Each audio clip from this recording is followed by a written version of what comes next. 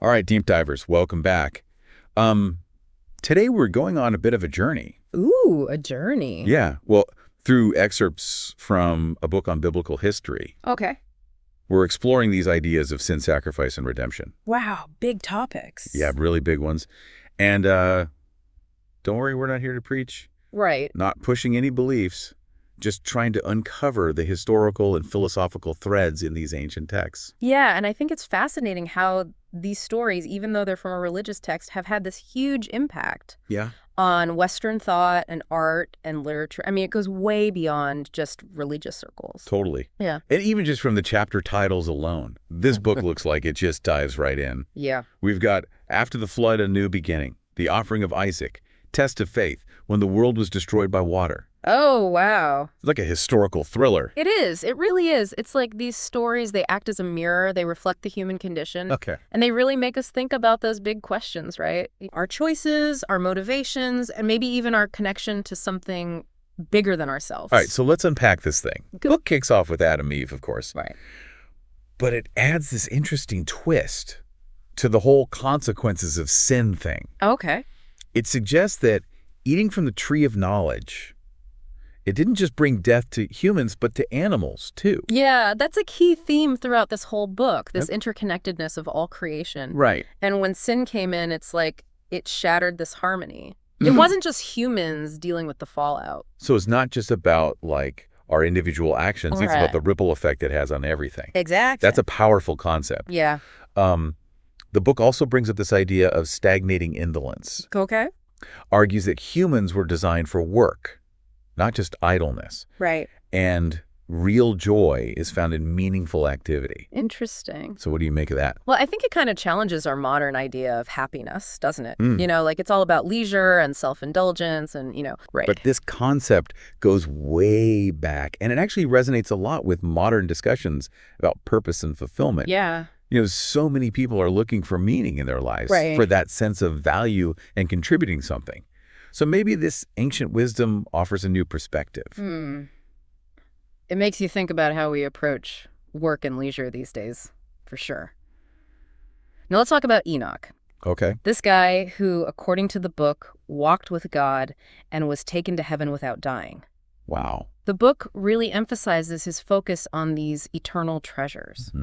What do you think those might be? Oh, that's a big question, isn't it? Yeah. It pushes us to think beyond just material things and those fleeting pleasures. Right. What are the things that have lasting value? What kind of legacy do we want to leave behind? Those are questions for everyone. Yeah, they really are. All right. Shifting gears a bit. Okay. There's the story of the Tower of Babel, of course, Of course. where humans tried to build this tower to reach heaven. Ambitious. What's the takeaway there? Well, it could be a warning about pride. Okay. The dangers of seeking power without a higher purpose. Right. It's like ambition unchecked can lead to disaster. Timeless lesson. And then there's the story of Abraham and the offering of Isaac, Yeah, which this book presents with a lot of emotion. it does. You really feel it. Yeah, and that image of the ram appearing and taking Isaac's place, that's powerful. Yeah.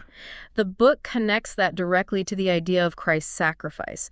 So it asks us, what are we willing to sacrifice for what we believe in? Right. And what are the limits of faith and obedience? Even for someone who isn't super religious, these are questions worth asking. This book does not shy away from the tough questions. It really doesn't. Then there's Sodom and Gomorrah, Right. which gets really intense. It does. What's the message there? Well, it shows the destruction of those cities as a consequence of sin. Okay. It reminds us that actions have consequences, Right. not just for ourselves, but for everyone around us. So individual choices have a collective impact. Exactly. It all goes back to that interconnectedness. It does. Moving on, the book tells the story of Jacob and Esau. Those twins. Yeah, twins who make very different choices. Right. Esau goes for instant gratification, Yeah. trades his spiritual inheritance for basically a bowl of soup. Famous bowl of red pottage. Right. Well, the book uses this to show the choices we face. Okay. Are we chasing lasting value or fleeting desires? All right. I mean, that birthright, with all the blessings, it wasn't just about a meal. Yeah, it makes you think about your own priorities, for sure. Yeah. The book then looks at the 10 Commandments, Okay. highlighting those most relevant to modern life. Yeah. Honoring parents, avoiding theft and adultery, Right. not bearing false witness. Yeah. Are these just rules, or is there something more to them? Well, the book says these commandments are expressions of broader principles. Interesting. respect for others, honesty, integrity, responsible stewardship. Those are values that go beyond any specific time or culture. Yeah, for sure. And it makes me wonder, which of these commandments means the most to you, listener, and why? Yeah, think about that. Now, the book also spends some time talking about the Sabbath, A day of rest. right? Which it contrasts with our modern tendency to always be on. Yeah, we're always connected. What are your thoughts on that? Well, the book says that the Sabbath isn't just a religious thing. Okay. It's vital for physical, mental, and spiritual well-being. It's a time to disconnect from all those demands and reconnects with ourselves and maybe something bigger. Yeah. And that message is more relevant than ever. Especially in our hyper-connected world. Right. Okay. Get ready for some epic storytelling. Oh, here we go. Because now we're diving into Moses, the Exodus plagues upon Egypt, and the parting of the Red Sea. Wow, those are big events. Huge. Yeah. Well, the book says these events showed divine intervention, Right. meant to inspire awe and wonder. Makes sense. But then, after this miraculous escape from Egypt, the Israelites spend 40 years wandering in the wilderness. Oh, yeah. The book blames this on their complaining and lack of faith. So they got what they wanted, Right. but then But then, couldn't handle it. yeah, it's like they were freed, Right. but they couldn't quite embrace that freedom. It's very human, isn't it? Yeah. We tend to focus on the negative, Right. get caught up in our circumstances, Yeah. and lose sight of the big picture. Think about it, listener. Have you ever felt lost or discouraged, even when you knew you were on the right track? Yeah, I think we've all been there. We have. Okay, to wrap up this first part of our deep dive, Okay. the book describes these schools of the prophets, Interesting. where young people were trained not just in religion, but also in music and prayer and understanding a higher will. So it was like a holistic approach to education? Yeah, like they were developing the whole person. Makes you think, what if our schools did that? Yeah. What if they taught values and ethics and spiritual development along with all the academic stuff? I mean, it's a really interesting concept. It is. And this is just a taste of what we'll be exploring in this deep dive. There's so much more. So much more. We'll be back soon with part 2 to unpack even more about sin, sacrifice, and redemption as presented in this book. But in the meantime, if you're intrigued, Yes. we encourage you to check out the full book. Definitely. We'll put a link in the episode description. And if you want to stay connected to our deep dives, don't forget to subscribe and join our community. We've got lots more to explore together. We do. We'll see you back here soon for part 2. Sounds good. We've explored some pretty compelling stories so far, haven't we? We have. And this is really just the beginning. I mean, this book, it really digs into these human struggles. It does. Temptation, doubt, obedience, faith. Right, like we're getting a glimpse into what people were dealing with Yeah. thousands of years ago. And it's amazing how relevant it still is. Totally. It's like these stories are holding up a mirror to our own lives. Exactly. They speak to something universal about being human, but we've talked about sin and sacrifice. Right. How does this book approach redemption? That's a good question. I'm curious to see how they handle that. Well, one of the central themes is this idea of a fresh start, Okay. a path back to harmony. Right. Even after the fall, even after the flood, there's this recurring thread of hope. You see that in the story of Cain and Abel. Right. Even though Cain makes a terrible choice, Yeah, he's not just abandoned. exactly. He gets a chance to turn things around. There's a confrontation, a dialogue, an opportunity for him to choose a different path. It shows a lot of mercy even when someone messes up. But then the book also describes how sin keeps spreading, Right. leading to a world so corrupt it needs a reset with the flood. It's a reminder that our actions have consequences. For sure. Not just for ourselves, but for the whole world. And the book really paints a picture of this moral decline. Yeah. It shows how far humanity had strayed. And even after the flood, humanity still doesn't get it right. Whoop. We see the Tower of Babel, the rise of idolatry. It's like this constant struggle Yeah. between our better nature and our tendency to mess things up. It really speaks to the complexity of being human. It does. The book doesn't shy away from that tension Not at all. between good and evil. Right, that push and pull inside all of us. And speaking of tension, let's go back to Abraham being asked to sacrifice Isaac. Ooh, yeah. That story brings up so many tough questions. It does. On the one hand, it's hard to understand why a deity would ask that of a parent. Right. But the book frames it as the ultimate test of faith and obedience. Okay. A test that leads to a deeper understanding of divine love and what true sacrifice means. The book seems to connect that directly to the idea of Christ's sacrifice. Exactly. It suggests that Abraham's willingness to obey, even when it didn't make sense, Yeah. opened him up to this profound spiritual understanding. And the book argues that this act of obedience foreshadows God offering his son as atonement for sin. It's definitely a challenging concept.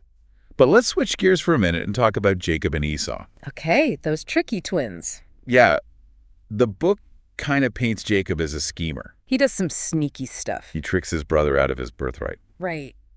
deceives his father to get the blessing. Do you think the book is saying that's okay? I wouldn't say it's condoning it, Okay. but it's definitely showing us a complex character. Right. Jacob is ambitious, For sure. and he's willing to bend the rules, but we also see him change. Right. He faces hardship, wrestles with his conscience, confronts his flaws. And that's when he gets a new name, right? Yeah, Right. get real. Which often means he who strives with God. Hmm. So Jacob's story becomes this journey of wrestling with his imperfections. Right. And finding redemption through something bigger than himself. It's interesting how the book shows this transformation. Yeah. This flawed person becoming a better version of themselves. Now, what about Joseph? Oh, sure. He's sold into slavery by his brothers. It's rough. Yeah, talk about a rough start. But his story is one of resilience and forgiveness. I mean, he faces betrayal, Yeah. but he keeps his integrity and ends up in a position of power. It's like a testament to hope, It is. holding on to faith even in the darkest times. Joseph's story reminds us that even when things are bad, Yeah. we can choose how we respond. Right. And those choices can have unexpected results. So throughout these stories, the book seems to be saying there's a higher power at work, Right. making things happen for a bigger purpose. Even when it seems chaotic or unfair. Exactly. Like there's a plan even when we can't see it. It's this idea of divine providence, a guiding hand through history. It's a comforting thought Yeah. in a world that often feels unpredictable. Okay, let's jump ahead to Moses and the Exodus, Right. plagues parting of the Red Sea.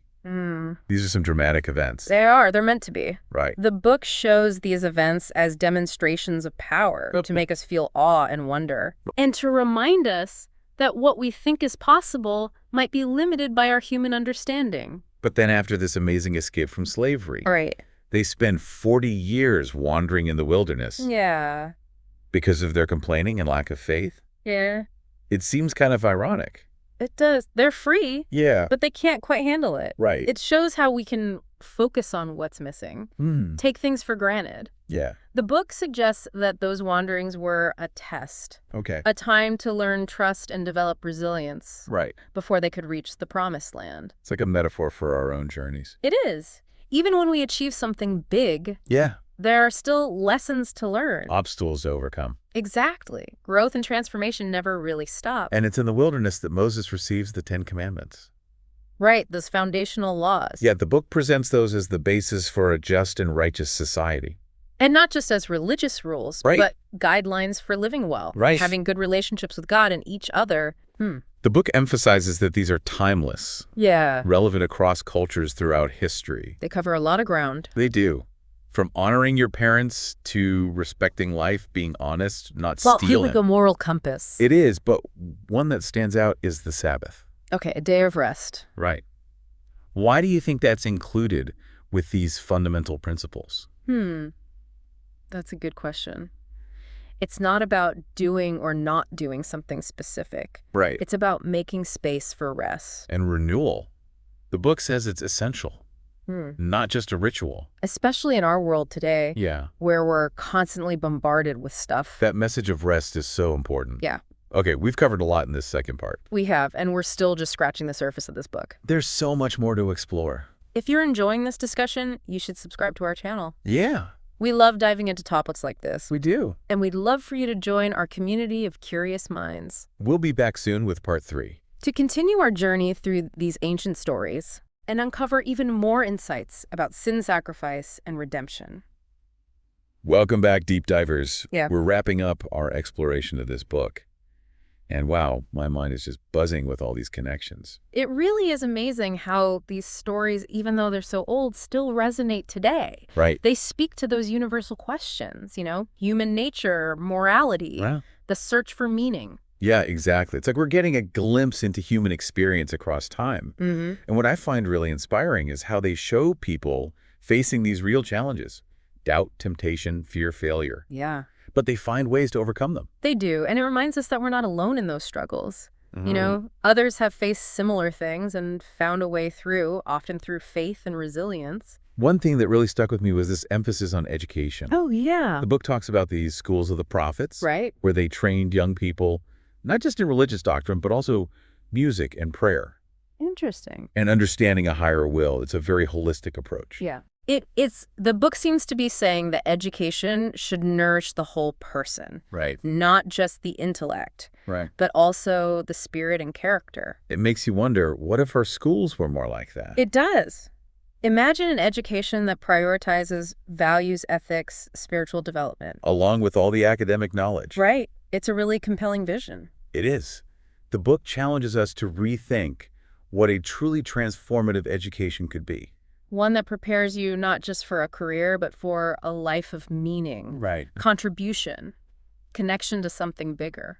And speaking of contributing, the book also talks about caring for the poor and vulnerable.